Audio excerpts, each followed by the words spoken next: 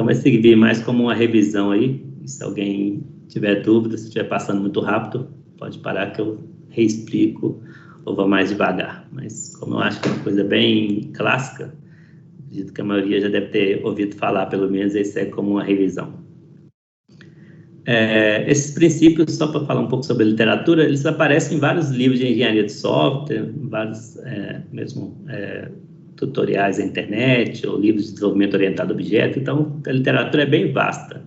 Pra dizer a verdade, eu acho que eu nem peguei a fonte original. Eu peguei um livro que eu tinha aqui na minha prateleira, só ir lá para a bibliografia, falar que é do Robert Martin. Peguei lá a palavra sobre o SOLID, capítulo 8 no capítulo 2, então preparei os slides principalmente com base nessa bibliografia, mas não é a única, tem muitas literaturas que você podem olhar sobre o SOLID. Talvez eu vou até completar no futuro, não nesse semestre, mas no futuro eu vou completar com algum outro material sobre o SOLID.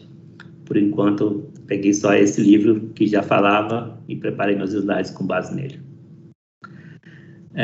SOLID a gente pode ver como uma sigla, já que vem, na verdade, das iniciais de cada um dos 5 princípios principais, né? Os princípios que formam esse conjunto aí, esse arcabouço de princípios de desenvolvimento de software, que é o S de Single Responsibility Principle, o O de Open Closed Principle, L Liskov Substitution Principle, o I do Interface Segregation Principle e o D de Dependency Inversion Principle. Não sei se vocês já fizeram o questionário que eu disponibilizei ontem, mas nesse questionário, a maioria das questões eu usei o termo em inglês mesmo. Acho que eu sempre usei o termo em inglês do nome do princípio, que mais ou menos siga aquele mesmo padrão do BED-SMEL, de padrão de projeto, que é considerar que é nome próprio, e traduzir para mim não é muito legal traduzir um nome próprio, não é necessário. Então, às vezes eu traduzo, como alguns princípios são muito comuns falar em português, como, por exemplo, o princípio aberto-fechado, mas eu não me esforço muito para traduzir, já considero que é nome próprio não preciso traduzir. Beleza? Na prova, por exemplo, tiverem alguma dúvida sobre o termo em inglês ou o termo em português, ou causar alguma ambiguidade, ou mesmo um questionário, pode me chamar. Durante a prova, por exemplo, eu vou estar disponível. Durante o questionário, é só mandar um e-mail, que aí eu posso ajudar, claro, se eu tenho usado um termo que não ficou muito legal, uma tradução que não ficou legal. Então, vamos a cada um dos 5 princípios. O princípio de responsabilidade única, ou single responsibility. O que isso quer dizer? Então, basicamente, o que eu coloquei em laranja aqui nos meus slides é um resumo do que o princípio quer dizer. Então, o princípio quer dizer que uma classe deve ter somente uma razão de alteração, ou somente uma razão para se alterar. Então, essa aqui é a ideia central do princípio. É como se fosse uma lei. Uma classe deve ter só uma razão para se alterar. Você só deve alterar a classe se você tiver um motivo, uma única razão. O que isso quer dizer? Tentar criar classes coesas. Então, está muito relacionado à coesão. Então, criar classes que tenham um propósito bem definido. Então, se a classe é a classe pessoa, a razão para alterar é os requisitos de pessoa. Então, se você alterar requisito de banco de dados, você não deveria alterar a classe pessoa.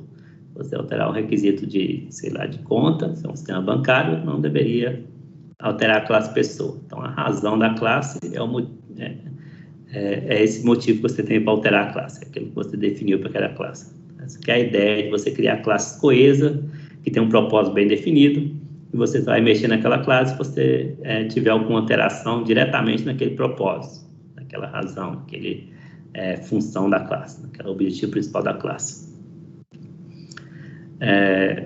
Aí o contra-exemplo seria uma classe assumir mais de uma responsabilidade e, com isso, ela ter mais de uma razão. Então, seria uma violação do princípio, você cria uma classe que tem mais de uma responsabilidade.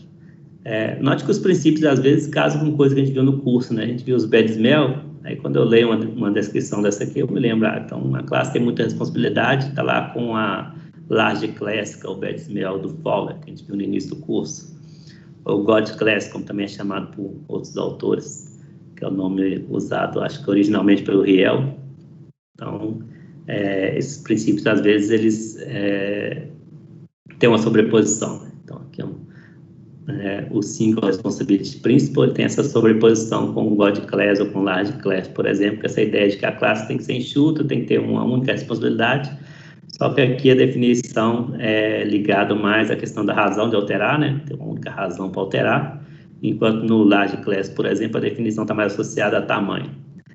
Então, tipo, tem uma classe que não seja muito grande, que não monopoliza a funcionalidade de um sistema ou de um subsistema. Então, a definição do Fowler, quando ele define large class como bad-smell, ele foca mais no tamanho, mas as coisas, de certa forma, tem uma sobreposição aí. Então, tem uma classe coesa, enxuta, essa que é a ideia tanto do single responsibility principal quanto do large class. Não tem uma classe grande, né? Um exemplo que está no livro, só para ilustrar, na verdade, ele mostra mais exemplo de violação dos princípios. Então, para cada um dos 5 princípios aqui do SOD, eu vou mostrar um exemplo de como esse princípio poderia ser violado e, em alguns casos, como que essa violação pode ser solucionada. Então, a violação aqui vamos supor que eu tenho um sistema aqui um sistema de desenho, onde eu desenho figuras gráficas, retângulo, quadrado, círculo, triângulo, o que quer que seja. E aí, aqui nesse diagrama de classe, aparece uma entidade no domínio, né, que é retângulo, que tem os métodos draw e area, aqui. Calcula a área e desenha a figura na tela. Pode ser que essa classe principal aqui, né, a classe retângulo, que é do negócio, pode ser usada em mais de um sistema. Vamos supor que eu tenho um sistema que dá suporte a cálculos geométricos, vamos dizer assim, que, por exemplo, calcula a área de entidade geométrica. E esse sistema, vamos supor que ele não tenha interface gráfica, que simplesmente ele trabalha com as formas geométricas e calcula a área e outras coisas de geometria associada àquela forma geométrica.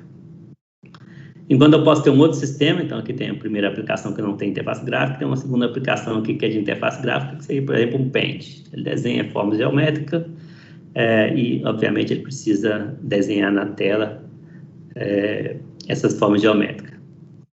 Por que esse aqui seria um exemplo de violação? Vou colorir aqui para ficar mais clara a explicação.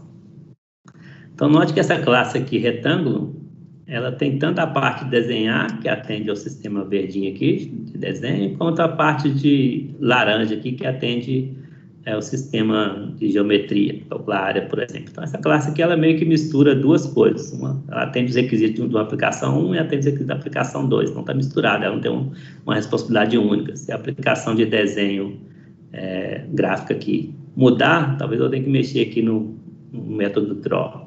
Se a aplicação de geometria mudar, então tem que mexer no método área, calcular a área. Então, a classe em si, ela não tem uma única responsabilidade, ela tem responsabilidade que atende 2 sistemas, então ela tem mais de um motivo para a mudança. Então, esse é um exemplo, não é exemplo, é o exemplo do livro que eu peguei, tá? Mas acredito que é um exemplo simples e intuitivo o suficiente para a pessoa entender por que isso é uma violação. Nesse caso aqui, ele ainda, além dele mostrar a violação, ele ainda mostra uma solução considerada melhor pelos autores, né?